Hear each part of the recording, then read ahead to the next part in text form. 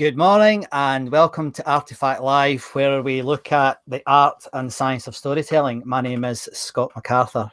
Well, we're on show 39. Now, I remember saying on cam about 6 months ago that I never thought we'd ever get to show 30.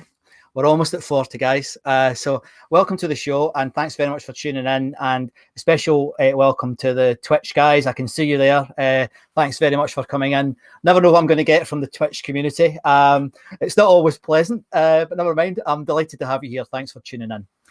Well, this week we're going to be focusing on the media, and I've got an absolutely fantastic special guest, a very, very special guest in Bill McFarlan. But before we talk to Bill, I'd just like to remind you what we did last time.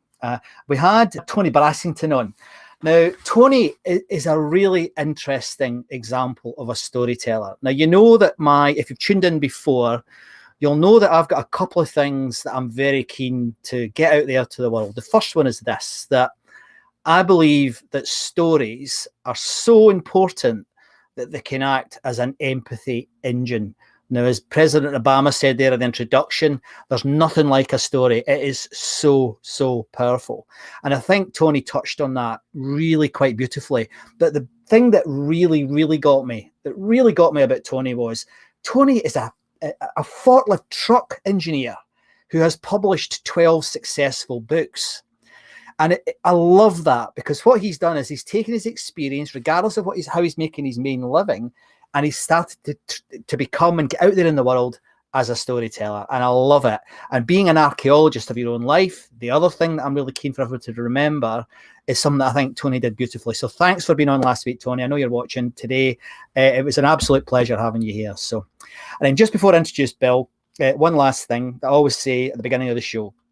I've got a Facebook group now called the Empathy Engine, which won't surprise you given what I've just said. And if you are in there, and we're growing slowly, there are people in there, and you want to add comments on the live stream today with Bill or ask questions, and you'd like your name to appear, click that little link there. It's also in the Empathy Engine right at the top of the Facebook group, and that will enable your name to appear rather than just coming up as Facebook user. And the final thing is, if it's the first time tuning in, please let us know who you are, and where you are, so we can say hello. So thank you very much for putting up with all that nonsense at the start. I have to do that every week. So this week, I am really quite excited about this week because for two reasons. One, it's about the media. And those of you who have seen me speak either on the keynote stage or on this show before know that I have some pretty major concerns about the way the media is developing, and also some great hopes for the way the media is developing. So it's a very complex picture. And though I know about the technology side of it, I'm not a media expert. And today we've got a media expert in, and that media expert is Bill McFarlan. Now, those of you from Scotland won't need an introduction to Bill, but my audience isn't just in Scotland, unfortunately. And Bill is a very, what they say, a well-kent face in Scotland from his days in television, which I will get him to talk about in a minute. But he's also been somebody who, Bill, I know Bill's watching here, about 20 years ago, I came across a book by Bill about pink elephants. And I'm not going to tell you about that, as I'll let Bill say hello and tell you about that. But that actually really helped me in my consulting work. And I probably never told Bill this, but it was actually really important to me, and it really helped me be successful as a consultant. So let me just get Bill on and we'll say hello. Hello, Bill. Hi, Scott. How are you? I'm good. Good to see you. It's been a long time, mate. I know. I'm delighted that book made an impact on your business. Oh, it did. It was one of these. It was one of these stories. Well, could you tell them what it was about? Tell the audience what your book was about. Well, let me tell you the story of it. For many years, I had run training courses on how to deal with the media and how to make better presentations. And around 2001, I was thinking, gosh, some of my stories are getting quite tardy, quite old. And, you know, I may have to stop using them. But they were wonderful stories, but they were time dated. I went on holiday to Mallorca with my teenage kids and my wife, and it was the last holiday we all had together in 2001. The kids were growing up. You know, you see plenty of them and our grandkids now. But then you know, it was a heat wave. We went to Mallorca, boiling hot, and a lack of air conditioning in the hotel. We spent most of our days in the pool. But I, as I always had a notepad and a pencil beside me, a pencil. And I just took notes on some of these stories. Before I forgot them, I thought I must just keep them somehow. And before I knew it, I was writing chapters. In fact, I was standing in the pool one day, almost up to my neck in the cool water with my pencil and pad writing away. And a guy swam over to me and he said, sorry, I've been watching you the last few days. Are you writing a book? And I said, I may be. So I got home and I realized I'd written maybe 3/4 of a book. That was in July 2001. In the December of that year, my wife and I went off to Portugal with a view to potentially buying a flat there, which we did actually. But we managed to find what we wanted in 3 days and still had 4 days left. So I set about each evening completing this book. And then I sent off sample chapters to friends and asked for their feedback and fine-tuned it. Yes. And then I finally sent off some sample chapters to 6 publishers.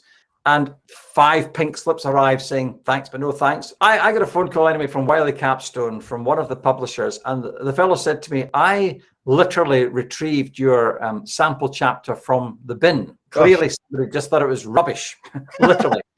And he said, but I thought it had potential. Could we meet? So I flew down to Gatwick Airport. We met. And the result was this, Drop the Pink Elephant, which we published in, thank you very much, in March 2003. And by speaking to people like W.H. Smith and so on and giving them advance warning of it, it became W.H. Smith's best-selling business book of the month. That was 18 years ago. It's now in 8 languages. It remains the best marketing tool I've ever had. And it's full of little stories, most of them very old, about things that happened to me that shaped all my views on communication. And I'm absolutely 100% with you, Scott, because storytelling is the key to introducing your thinking to other people by anecdotes and things that have happened to you that have influenced you. And so I hope you found that introduction interesting. And Bill's work, and I'll put the book back up again, Drop the Pink Elephant, is terrific because it's the sort of work that, you probably come across other books with these quirky titles and thought, things like, the Sumo Leadership or The Naked Leader or other people who have written books like this. But I find Bill's book one of the best ones because he questions the way we tell stories, and he also enables us to, or helps us see that sometimes the stories are not right, or sometimes there's more to the stories than you think, which is really interesting because often, when you're watching something in the media, and this is really relevant to today, and I'm sure Bill will talk about it if we can get this technology working. In the media today, you see things happening and you think, really? Or you think you hear something else from what they're saying that actually is hiding something, and that's what a pink elephant is. And the famous one that Bill talks about in his book is about Bill Clinton saying, "I did not have sexual relations with that woman," and that's what he would call a pink elephant. It was pretty obvious what Clinton was saying, but nevertheless, he said it. So that's what that book's about. Well, not only about that, but it is partly about that. So my point really is that somebody might think that your work is rubbish, and clearly 5 publishing companies thought that it was, and a 6th had already put the work in the bin. But a book that's now been in circulation for 18 years says somebody saw the potential in it. And in life, it's all about connecting with people who see the potential in what you do. And that, to me, taught me a big lesson that you've just got to have belief in yourself and keep on going until you find the right person who, in this case, can publish your work. And it's been a great marketing tool for me ever since. Yes. And that is such an important lesson. It was, if at first you don't succeed, try again and keep the heed, as they say in Glasgow. Yeah. So could you tell the audience, the trajectory of your career? Because obviously the media, we're looking at the media today. What was your sort of introduction to the media, Bill? I was good at English at school and liked English, and I had a curiosity. And if you if you love English and you have a curiosity, you've got the right ingredients to become a journalist. So I set off in journalism school in 1975, and I managed to get a contract with a company that had a whole lot of local newspapers. And this was tremendous grounding for me because I worked in papers like the East Kilbride News before Lorraine Kelly went there and beat her path to fame. And then I went to Kilmarnock Standard, the Johnston Advertiser, the Paisley Daily Express. So what that did was it taught me how to write stories so that people could read them and understand them. And then I went to Radio Clyde in Glasgow. And I remember my news editor saying, you've got to be so crystal clear in radio that people get what you say first time. He said, now, if you wrote a paragraph badly on the Paisley Daily Express, I could reread it and understand what you meant. If you write it badly for radio, you're unable to rehear it. So you have to be even sharper with broadcasting. So I had 3 years as a Radio Clyde broadcaster, and then I was ready to move to television, to Scottish television.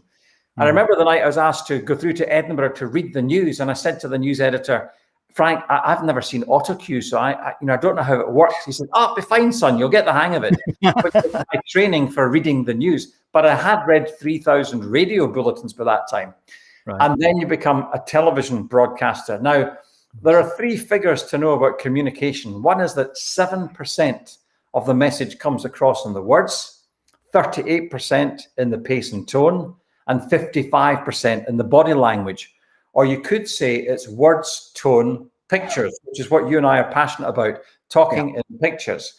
And because I started in newspapers, I learned how to write the words. I then went to the pace and tone bit, radio, and then I went to the visual bit, television. So for me, Scott, this was the perfect path to understand more about communication.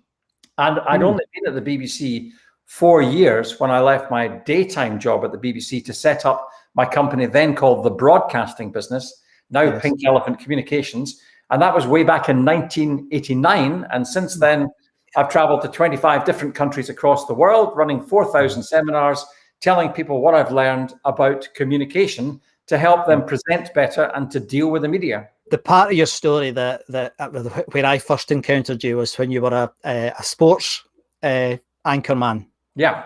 And I was funny. I was looking back, and don't worry, I'm not going to show any pictures. Oh, that was funny. No, I'm happy.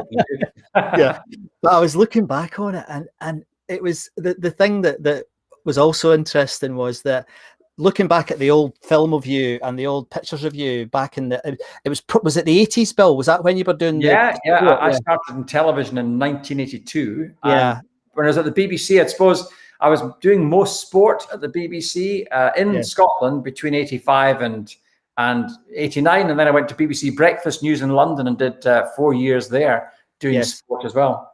Yes, and how did you find that? I mean, is it interesting? Is it difficult? How do you bring sport to life, or does it do it itself? I mean, it does it itself. But I'll tell you why I wanted to switch to sport. Well, I mean, first of all, I was always a sports fan. I was known then as the fan with the typewriter, now the fan with the mobile or the fan with the laptop. But the other big thing for me was you can get worn down by covering news. I mean, I remember Caroline, my wife, when we were going out in the 1970s and she got into my Hillman Imp or whatever the car was then, she picked up a wedding photograph that was in the passenger seat. She said, "Oh, that's a lovely bridal photograph. Who's that?" I said, "That's the dead couple."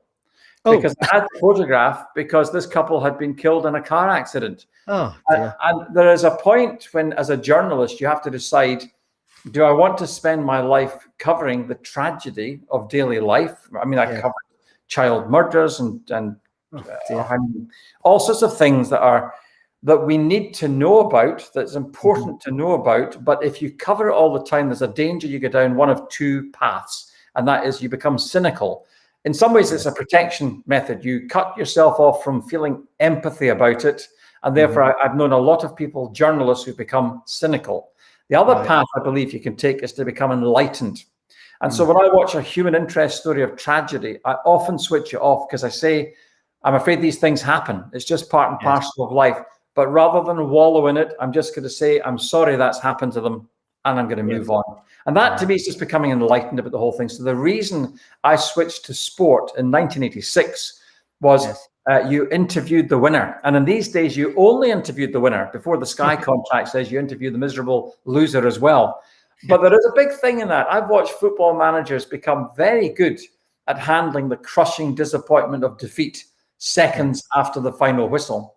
And it's a difficult thing to deal with, you see. So one of the reasons people are very suspicious about the media is sometimes the media broadcast things that they would rather not hear, like your team's lost.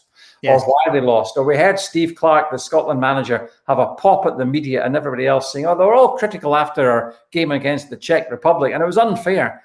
What an opportunity to talk about the wonderful performance against England. But instead, he got too caught up, in my view, about the criticism that had been relayed by the media. And my point about that really is it's often the media that relays the criticism rather than creates the criticism.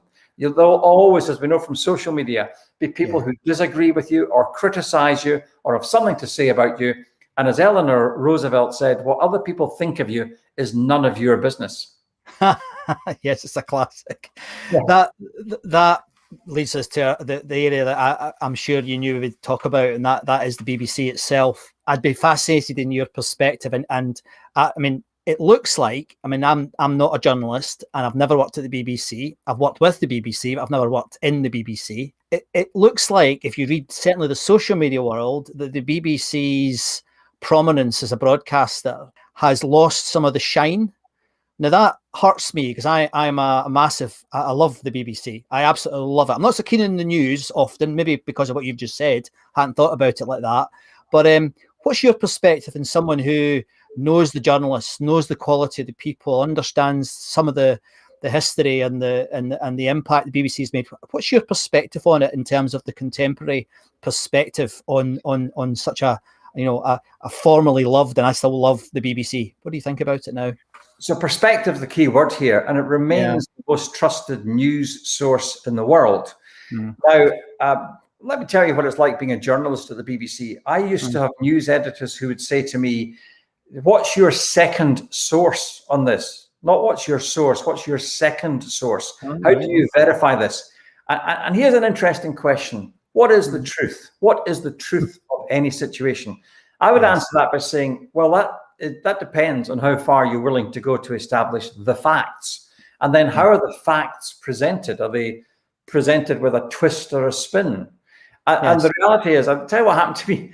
A Stirling University student asked if she could follow me round for a day in the 80s as a BBC journalist. And then after each interview, she questioned, why did you ask that question? And what was behind that? The truth of the matter is, you just ask what comes to your mind. You ask what you believe is a reasonable question to ask. And often what you say is, now your critics might say, Prime Minister, that. But what has developed over the decades is, I would say, far more personality has become prominent in the media. In America, for example, you've got Fox versus CNN. You've got, the Republican Party versus the Democrats. And that has changed the world's perspective of the media. They are clearly both biased in a certain direction. Now, I used to have to fill in logs when I was at the BBC that said the number of seconds that I'd given to each of the political parties in a piece, because we've got something called the Broadcasting Act, which stops you from being politically biased. Now, are we biased still? Well, I went to the Museum of Tolerance in Los Angeles decades ago. And a Jewish guide said, well, ladies and gentlemen, we're going on the Holocaust tour. I'm going to invite you to go through the door on the right if you're prejudiced, and go through the door on the left if you're not prejudiced. And there was a stunning silence. And I stepped forward to the door on the right. And he said, you better follow him because we're all prejudiced. That's my perspective, Scott. Right. Whether we like it or not, we have prejudice. But I, as a Rangers supporter, I could present a Rangers Celtic match, crushed that my team had lost to their great rivals, and say, well, what a performance by Celtic. And in particular, Paul Lambert was the standout player. Let's just look through some of the great moves involving Paul Lambert, because what you have to do is overcome that prejudice. The same, if you're voting Labour or Tory or anything else, you've got to overcome that prejudice and present the facts as you see them to the audience, what you believe is the most unbiased way. Do you think, and you touched on it a minute ago, I think, but do you think that in what's probably the last 10 years, if not the last 5 years, or what do you think the impact of technology has been on that situation you've just described? Because that was very clear.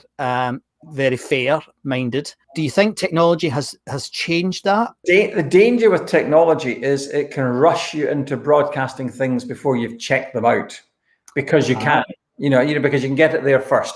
Now, again, you'll tend to find that the BBC will be slower to broadcast a major piece of news at times because they want verification. I mean, the classic example was, it was known in the media for some time that Diana had died in the crash of 1997 in Paris before they dared to broadcast it. It is such earth-shattering news that you'd better get it right. So BBC will sometimes be one of the last to broadcast that. You get it on social media straight away.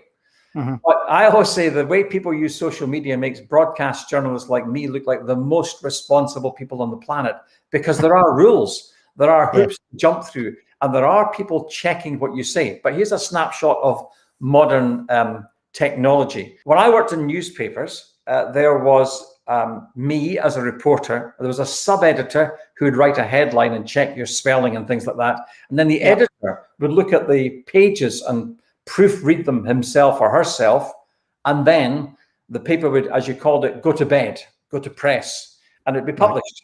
I picked up my local newspaper here several years ago, and it said something like, Wimpy, the Giffnock-based builder, has went into receivership. Now, people who live in Scotland know that that's a common way people in Scotland speak. It's went into receivership.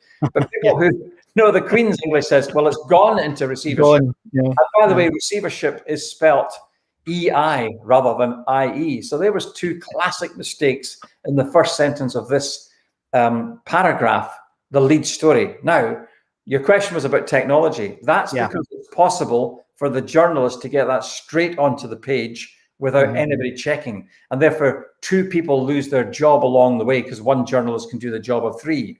And the victim is accuracy.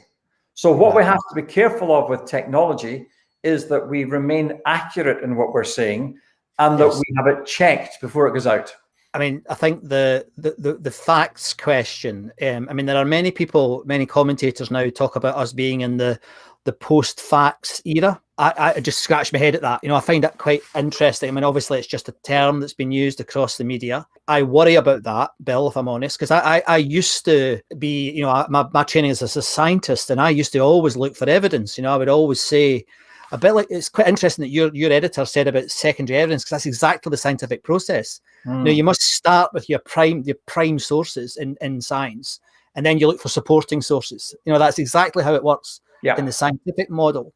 But what I've noticed, it's not Scott MacArthur's noticed, everybody's noticed that there's now so much data coming at us that it's very difficult. And I'd like your perspective on this. I mean, I remember during the election, the last election, I've got a friend who's an MSP, and I've got a friend who's an MP. The MP happens to be a Tory, the MSP happens to be a Labour guy. And they both said to me they thought the BBC was biased towards the other party. It was a classic example of how you use the word perspective is so important. So when I worked for the BBC in London, for example, the Conservatives were in power and Labour were cozying up to the media years before Blair became Prime Minister. And that's what happens. The opposition parties do a lot of cozying up to the media. But then, of course, as soon as they're in power, the media will publish anything that they really don't want to hear, because the opposition are now criticizing them. Now, the media's job is to get to the truth. And of course, some people just don't want the truth out there at all. That's the same for political parties, for big business. It's the same for anything. But what is the truth? And I would say the truth is determined by how far you're willing to go to establish the facts. I ran a media training course a few years ago, Scott, and I said to someone, let's talk about the truth. I said, now, Mr. Al-Megrahi, is he the Lockerbie bomber? And somebody said, yes, he is. I said, and why did you say that? He said, because he was found guilty by a court in The Hague. I said, yes, he was. So does that make him the Lockerbie bomber? Yes. I said, no, that makes him the man found guilty by a court in The Hague. I said, in my opinion, the wrong person is in the dock. It was Abu Talib is the Lockerbie bomber. He planted the bomb in that, in my view, having researched it thoroughly. And he said, no. He said, if you can't accept what the court says, then you can't accept anything. I said, I beg to differ. Are you telling me there's never been a mistrial? So you see, but of course, what judge wants to read that this was a farce of a trial? You know, what police force wants to read that? What government wants to read that, and so on. So the media will always be the enemy at times to people who are in power, because it has the ability to unseat them or to expose their hypocrisy. But let me just say this: to me, the media is the greatest unchanneled use of power that you and I have access to if we do it. I mean, if I remember rightly, Scott, we first met because you've got a great interest in music and you saw my wife was organizing Blast from the Past concerts for charity, right? I think that's how we met. Yeah. Is that right?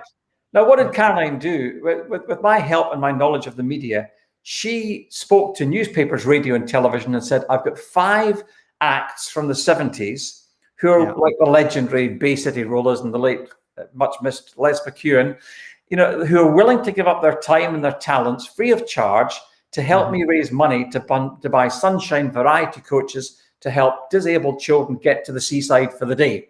And that was because Caroline was running her own charity, raising money that way. And free of charge, she helped to raise £200,000 over about 10 years through these concerts and Oktoberfests and duck races. And how did we make it work? We channeled the media. We told the media about it. Now, by the way, if the media realizes you're stealing money from your charity, they will also publicize that. And that's what people dislike. But if you're doing things honestly, with integrity, and you're doing the right thing, and it's for a good cause, and you've got the moral authority, the media can get behind you, and it's free, but you've got to learn how to plug into it. And there's a very natural follow-on question, but just before we do that, there's a question here from a comment rather from Graham Rose saying the BBC has done a good job in reporting the Bashir criticism, open and transparent journalism. What's your perspective on the Bashir case? Well, it's fascinating because I worked for the BBC at that time, and for a week I maybe stopped telling people I worked for the BBC at that time. Well, the reality was I was held to account by the highest standards of journalism in the 25 years in which I was actively in journalism. The BBC had the highest standards. Now, clearly, you've got a rogue reporter who has conned a lot of people, including his news editors along the way. What disappoints me is the lack of robustness, first of all, in the BBC checking out the authenticity of what he was saying, but anybody can be duped. But then when doubts were raised, the real problem to me is that they failed to check it out properly and investigate and report. Now, you see, what I've always liked about the BBC is you'll get, I remember Peter Allen, one of my favorite broadcasters on Radio 5 Live, would say, so I got an email in from John in Hartlepool. He says, this program is utter rubbish and Peter Allen is the worst broadcaster the BBC has ever hired. It's 5:25, time for the sport. And I love that Peter Allen would read out his scathing criticism of himself without feeling, well, I think that's a bit unfair. So the BBC has generally down the years been very good at broadcasting criticism of itself. And it broadcast and led on scathing criticism of itself this time. My disappointment is it failed to do the right thing last time. You know, I was working with a client yesterday and they said to me, we've uncovered some unsavory material, a tweet that somebody sent out some years ago. And I'm wondering what we should do about it. I said, you should publicize it. Yes. He said, really? I said, yes, you should. I said, because you see, the thing is, if you fail to do that, you're the problem now, not them. Yeah. You're the problem. And this is what the Catholic Church experienced with paedophile priests. It's what we experienced when the police covered up what they did at Hillsborough. They made a genuine mistake in an emotional situation and let fans in at the wrong end of a ground that was already overcrowded. And if they on day one had said, we made a mistake, my estimation of them would have rocketed. But of course, what happens is it plummets. And the media's job, if you like, is to tell the story of all that. So to go back to the point about Martin Bashir, a huge own goal. They recover some kudos by the way they have reported it themselves. And I watched the panorama on it. Yes. And because it's one of very few incidents I could recall about the BBC in recent years, I would say that's why they're still the most respected news source in the world. Another was when they showed the picture of the Queen storming off from a portrait sitting, when in fact she had been hurrying towards it. And so big row about that. And again, that is misinterpretation, sometimes deliberate misinterpretation to make the story more interesting. But if that's who you are, then forget working for the BBC, because it's better than that. Yes. You've given us some clues already, but I'm going to ask for some free consulting now. You're clearly someone with a vast, experience in this. How would you help people who are trying to, come up with a story, come up with a way of maybe it's a brand story, maybe it's a personal story about your own capability or your interests? How would you advise they start telling them? It sounds to me like clarity, honesty, and then bravery. That's kind of what you just said. So what stops a lot of people from going to the media is they think this dog of the media might turn around and bite them, It can be a guide dog, and I've yet to hear of the guide dog that bit its owner, but the guide dog can lead you places and change your world. Now, one of my friends in PR describes dealing with the media as dancing with Rottweilers. So I would be conscious of the Rottweiler. But the way I see it is, let's say you have a story in your community. I'm going to say in the middle of England, right? Is anybody interested? Well, your local paper is probably interested. So you've got to start by saying, what kind of person would be interested in this story? So I've got a device, and I call it a pyramid of communication. Let me see if I have a copy of my pyramid of communication here. I may have left it in my other studio. Now, here we are.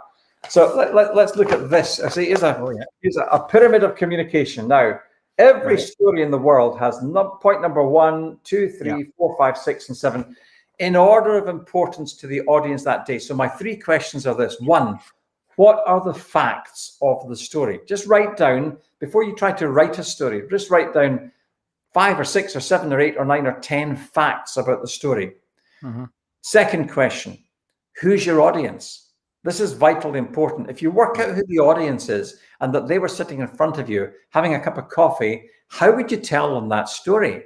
The answer is you go straight to number 1. There we are there. Number 1, right at the top. What is of most interest to them? And you start with the most important thing to them. So the 3 questions are: 1, what are your facts? 2, who's your audience? 3, what's of most interest? Start with that.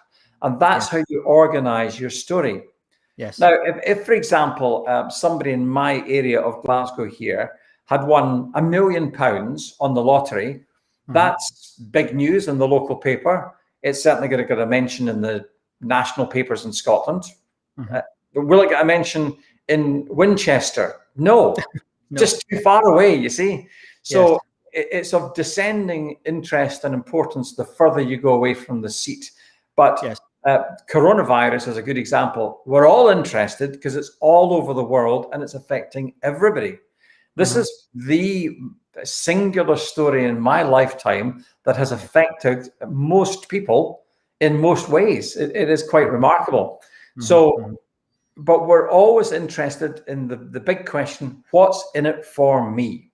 So if I'm the audience, you've got to say, if I'm going to read this, why would I be interested? But the media is made up of thousands of pots, a local paper pot, a local radio pot, a television pot.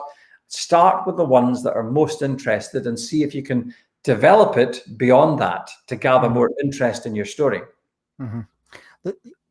There's one thing that it might be human nature, but it's very, very obvious to anybody who spends, time on the contemporary communications, in social media, that there are certain things that are always successful, Bill, and it's not very nice. There's either, young girls shaking their backsides, there's people acting like clowns, and then there's the death and horrible stories that you talked about at the top of the show. Have you any thoughts on how someone who is trying to get their story out there but doesn't have any of those attributes, there may be an intellectual, or there may be a marketeer, or there may be they're running a media company. How do they get out there? I mean, I don't want to use the word viral, but I kind of am using it. How do they become, in your view, viral? How does that hit the audience? Well, viral is a difficult thing because viral means it's made an impact with a lot of people. I mean, I watched a piece in Breakfast News this morning. It was by far the most interesting thing. And it was a group of teachers, all in performing arts in a school in England, who had done a number from The Greatest Showman as a thank you and send off to their 6th year pupils. And, you know, I found it quite emotional because these teachers really cared. And this has gone viral. Now, that's because I can relate to being in my last year at school. I can relate to my kids being in the last year at school. I can see the great work these teachers are doing. I saw The Greatest Showman. I thought it was a fabulous, fun film. I can relate to all these things. Now, if you are a scientist and you've got a very specific topic, you go to The Scientist or New Scientist magazine or whatever magazine. Watch Have I Got News for You? And they'll come up with all the weird and wacky magazines of the day from which they take their headlines. And, you know, just find out what magazines exist that cover this topic and you start there. But if it's interesting enough, it can spread across the world. But sometimes, does it really need to go viral for it to make its mark? Perhaps it just needs to meet the community that's most interested in it. I mean, I have friends who, they call it niche in the world I work in. You find your niche and you really, which is about understanding your audience. And one of my friends, she's a trainer, and she trains accountants who are women and who are over 50. I mean, and she has a very successful business. You know, and some people think that's far too niche, but it's not for her. You know, she can very much focus on that speciality, and it really works for her. So thank you. For example, Scott, I could see that appearing on BBC Breakfast News because a lot of women over 50, especially when they've had a family, think, well, what do I know now? I've fallen way behind. I'm off the corporate ladder. But there's somebody who's saying, no, you have experience, you have a role. I'll help you get back in. And that's interesting. Now, it's as a man over 60, I can be interested in that because it's a societal thing. I happen to think that the older you get, the more knowledge you've got, the more useful you can be if you channel that information and channel that skill. So my point on that would be, you might start off with an accountancy magazine. You might start off with a paper local to where this organization is set up, but that can go across the world. Well, we're racing through the time already, and there's a couple of things I really want to ask you. So forgive me if I just go on to the next question. Have you seen yet, or have you a view on the latest development in GB News, this new channel that we've got everyone talking about on social media? So, you know, because I largely stay off social media, the answer is I have flicked onto it for 3 minutes. I doubt if I'll be watching it much because I know what it's doing, and I know it's appealing to a lot of people who say, I am fed up with political correctness. What I say is political correctness in many ways is correcting the imbalances of society. The trouble, I think, if you watch BBC again, you can think it's become so woke that everything is so politically correct that they're terrified of saying anything about anything. And to a certain extent, I believe that's true. You know, I'm friendly with one broadcaster who said, I am the wrong ethnicity and the wrong age now to be used by mainstream programs. And I said, you were the right age and you had the right regional accent in the 80s, which I did as well, to be used then. And if you like, things go in waves and you've got to capture that wave. Now, GB News, well, good luck to them if they can build an audience and offer a different point of view. Without seeing too much of it, Scott, to me, the danger is it becomes a type of Fox News, and it represents a more extreme view. I have to say, I am the most moderate of moderate people. I, for example, am against Scottish independence because I believe this country would be stronger as part of the United Kingdom. And yet I find it so difficult to relate with a lot of the nonsense that goes on with Boris Johnson and the government in London. But I sat with my brother a few weeks ago outside in the garden, and he is for independence. And we had a very rational, calm debate about it because there are two sides to every argument. What bothers me is that today you seem unable to put forward one set of opinions without being rounded on by the other side. And that worries me. Was it Voltaire who said, I may disagree with every word you say, but I would lay down my life to give you the opportunity of saying it. Yeah, lovely. I've forgotten that. Lovely. I mean, I think the thing that worries me with that, Bill, I'll come back to GB News, but the certainty is one of the things I always worry about in someone. You know, that's another thing you mentioned with age. You know, when I was 21 in Edinburgh, I was selling Socialist Worker on the high street. I was, you know, all the rest of it. And I was certain that that was the solution to all the problems of the world. It clearly isn't, but you can only see that, I think, personally with experience. And there is a question coming here, because but one of the, I don't know what you think about this. One of the things I am reasonably receptive towards the GB News idea is that I mean, I read The Guardian, so that'll give you a hint at where my politics are. But I actually don't see enough of a rational right of centre perspective. You know, that isn't nonsense, isn't trying to find the truth. You know, so I would like there to be. You know, I'm very happy with my Guardian, but that's my bubble. You know, I like to try, and that's maybe my scientific training again. I like to try, and I quite like Andrew Neil, and I quite like the historian on there, the Scottish guys. I quite like them. You know, I quite enjoy them. I don't know if I agree with them, but I quite like them nevertheless. But for me, I'm okay with it. But the problem that I've seen is it's again this crashing into certainty. Everybody's having a go at. Well, sorry, a lot of people on social media is having a go at them, and it's like they've only just started. You know, give them a chance. You know. Yeah. But I don't know if that's something you've thought about, but I worry about that. I worry about these knee-jerk reactions from politicized groups from all sides. It's not just from the left or the right. I mean, I'm of a view now that I think the left and the right has probably come to the end of its time, useful time, but that's another debate with another 100 people. But have you got a view on that? Is that something you've I remember in the 80s being attracted to the Social Democratic Party and Shirley Williams, because I thought that there was a caring socialist side and empathy, a word I know you're very keen on, and empathy about these politicians that sometimes can be lacking with the extremities. I believe that there's a place for all these channels and for those who want to watch it. To me, the danger is that we live in the echo chamber of our own views and we only watch one view. So whether that's GB News or whether that's the mail that you buy, and that's all you buy, I would say if you want to establish perspective and, dare I say it, the truth, look at where all the media crosses over and social media to see what do people agree are the facts here, because that's more likely to take you towards the truth if you do that. But you have to have a wider perspective than just any one channel or any one newspaper. And wouldn't it be great if we taught that in our schools? Yeah, it should be on the agenda. I mean, the whole thing, the media is much misunderstood in many ways. I was golfing the other day and this fellow said, "What do you do?" And I said, "Well, part of my job is I show people how to deal with the media." He said, "Oh, I know how to deal with the media. Don't talk to them." So now, first of all, that's quite rude when you're in the second hole of a golf competition.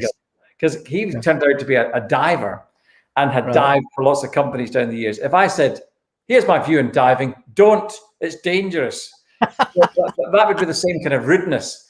But the point is, what I then did was I gave it a whole of the golf course just to talk about other things. And then I said, "You've clearly had a few media experiences. Tell me about them." And basically he was approached by some programs about doing, you know, let's feed sharks underwater. Let's do that. No, it's far too, I'm not doing any of that, he says. I said, right, okay, it's like this. The media is there for you to plug into if you want to use it. If it comes to you, you can decide you want to deal with it or not. I said, but it's a bit like saying to someone, "What do you think of the police?" Well, when they pull me over for doing 83 miles an hour in a 70, I'm a bit afraid of them, rather sheepish and annoyed, all in one emotion. And that's how some people can feel with the media when it comes to them saying, "Yeah, you're being criticized for X, Y, and Z." I said, the police are my best friends on the 2 occasions when my house has been broken into. Couldn't it be more helpful? So when you're proactive and go to the media, you get the best result.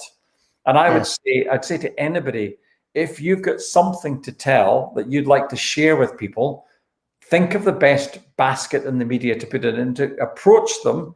But at the same time, if you're going to do that, that's your plan A. Your plan B is, what if I'm asked questions about this, that, and the other? I need to have good answers to that, good, robust answers. In the same way, Scott, that I'm unsure what you're going to ask me next. What I'm what I'm more sure of is my experiences to draw on. That's often where we can then tell the truth about what's happened to us. Because here's the great thing about experiences and storytelling. I know it's the truth of the stories I'm telling you that they did happen to me. And you know your truth as well. Opinions are when you decide to tell everybody else, I know the truth, here it is. And it's actually just your opinion. And that's what annoys us most, is opinions being dressed up as the truth. Only experiences are the truth. I mean, you've given so much advice in that short period of time, Bill. I have to say thank you for that. It would be absolutely remiss of me, though, to, I don't know how you're feeling, but are you as nervous as I am about today? Scotland playing Croatia. Yeah. You know, I have lived through World Cups, European Championships, qualifiers. I've been to Hampden on many occasions. It's happened in rugby as well. And I have been crushingly disappointed on so many occasions. Scotland played very well against England. If they play as well as that tonight, they stand a chance. They have to score a goal. Now, they've scored goals. They are capable of scoring goals. They have to score one goal more than Croatia to set up the next disappointment in the next one. Okay. Now, but having said that, I am the eternal optimist, and I am optimistic that Scotland can somehow carve out a 1-0 win. But you know, what is optimism? But a futile exercise, especially it's a fool. Scotland. I think I'll be going back to my childhood tonight. I'll be watching it from behind the sofa through my eyes, as if I'm watching Doctor Who. You know, this is the fun of live sport, and this is why sport's great compared to politics. We know that anything can happen. Bizarre things can happen. The goal the Czech Republic scored against Scotland from the halfway line was a wonderful piece of football and a bizarre piece of defending all at the same time. But that can happen in sport, and that's why we love it. And all the best to England as well. I'd love to see England do well. Too many people, I'm afraid, want to see England trip at the next hurdle. I believe Gareth Southgate is a very, very good communicator and manager, and I wish him all the best. Yeah, me too. His letter to England before the championships, I thought was a work of genius. I really did. I thought it was brilliant. Absolutely brilliant. Well, Bill, that has been an absolute, I can't believe it's 50 minutes already. That has been terrific. And there's a number of things you've given us, you know, a way to think about structuring stories. You've given us a way to think about how we relate to the media and how, and what's been really, really nice to watch and hear is how with every question you reflected on, and nearly everyone, you reflected on an experience. You didn't give an opinion. You know, you lived that that advice that you gave at the end. So thank you for that. That's a pleasure. It was lovely. If my audience would like to, you know, see more of your work or to get in touch with you, how would they best go about doing that, Bill? So you can look at our website, which is Pink Elephant Communications, pinkelephantcomms.com. And, you know, during lockdown, everything we did was face-to-face training until March 23rd of last year. And suddenly we came to this cliff edge where everything stopped. And we'd been in business for more than 30 years. So we quickly got online and started doing trainings like this online. And that remains very successful. We've reached out and now do them all over the world without having to fly. We are now going back, I'm delighted to say, to face-to-face training. We've got a studio in Glasgow, but we travel all over the world when it's possible to do so. But we also built the Pink Elephant Academy, which is how to deal with the media, how to improve your presentation skills, how to build self-belief, all these things. And so that's all available. You can go on to our Pink Elephant website to see that. I also wanted to say, Scott, you asked me to bring along an artifact. I know I brought the book with me, but there's a good story behind this because I wanted to hold up this piece of paper. And on the face of it, here is this piece of paper that's about 35 years old. There it is there. Yeah. All right. And it's got some writing on it and a whole lot of signatures. Now, among the signatures are Phil Collins, Tony Hadley, Sting, Bananarama. Any idea what that might be? I have no idea. All right. So here's what happened. I was working for Scottish Television. I went down to London in November 1985 just to do a couple of weekend shifts for them, hoping to break into ITN in London. And on the Saturday, I was sent on a wild goose chase down to Poole in Dorset. The story just failed to materialize. I came back Saturday evening. The news editor, unusually for a news editor, was quite apologetic. He said, I realized that was a waste of time. He said, look, there's a bunch of musicians going to a West End studio tomorrow morning to make a charity single. You want to ask for a Bob Geldof, and he's behind this department. So, you know, if you're there at 8:30 in the morning, film them coming in, do a chat with Bob, and but get them to sign a disclaimer. We're not paying musician union fees for anything we broadcast. So I thought, oh, that's quite a lineup by the sounds of it. I'm going to take not even a triplicate, a quadruplicate piece of paper. Yes. Sign it all. I'll give the top copy to ITN. I don't know where all the copies went. Maybe it was a triplicate. I gave a copy to my young sister-in-law to take into school, and I kept that copy. And that was me reporting on Band-Aid, which became Live Aid the next year, which was the beginning of this whole idea that musicians can give their time and talents to save people from living in impoverished conditions and change the world. They did. They started to change the world. So that was my little piece of history. Wow. That's fantastic. That is a story for you, Scott. That's a cracker. That's a cracker. There's a certain amount of crossover between that and the other work I do. You know, the funny thing I do with the old Glasgow Apollo thing. And the guys would love to hear that story. I must tell them it next week. Exactly. Yeah. That's fantastic. Thank you. So you've made me. I'm smelling so much. It's hurting. Right. Well, thank you, Bill. That was absolutely fantastic. And thank you for bringing the artifacts in particular. That was lovely. Thank you very, very much for being on the show. And I hope sometime we can talk again, because I suspect, well, I know there's a whole load of other things we could talk about, like anytime. That it would be great to talk to you again. Bill, thank you very much for joining the show. Okay, thank you. And thanks for watching, everyone. Thank you.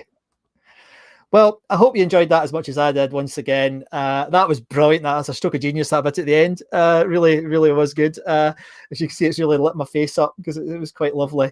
But no, I think just to recap what Bill said, there were certain things there that I thought really resonated with what we've been doing over the last 9 months now.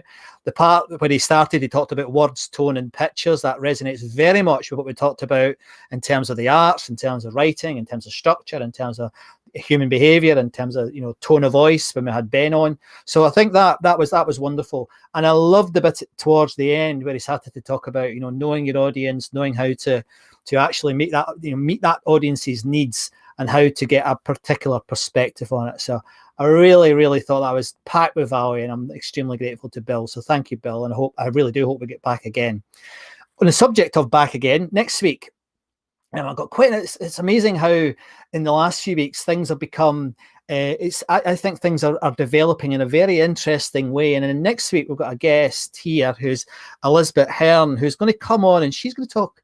I'm not going to tell you what she's going to talk about because it's a very personal story, but another incredibly powerful story for someone who works in the self-leadership area, and I'm terribly excited about it. And I can't wait. I can't wait to talk to Elizabeth next week. And then the following week, as if you've been watching me on LinkedIn, you'll know I've got Professor Rob Brunner on, and it would have been amazing to have Rob and Bill on at the same time, because I think the debate we had about evidence and about how to use evidence would be one that would be very much interesting to have the three of us talking about that. So maybe that's the beginning of a cunning plan. You never know. I never know. So thanks for tuning in. Now remember, as I say every week, every single week I say this because I really believe it's important. And I think Bill proved it in many ways as part of his chat with us today, that stories are so important because they help you see the world and understand the world through the eyes of other people. And because of that, I do genuinely believe that they can act as an empathy engine. And the fuel that you put into the engine is all the work that we've been doing together for the past 40 weeks. Can you believe that? 40 weeks now from next week. I'd love you to go away from today thinking about your own stories. Think about the style that Bill adopted today. Think about how he did it, every question I asked him, he said, I was talking to somebody in the golf course. I remember, working with the BBC. He brought everything round to a story, did it quite beautifully. I really enjoyed it. And then he pulled the one out of the bag at the end, which left us all hopefully smiling. So I hope you enjoyed that. Thanks very much for tuning in. This was Artifact Live on the Art and Science of Storytelling. My name is Scott MacArthur. We'll see you next week at the same time. Good afternoon.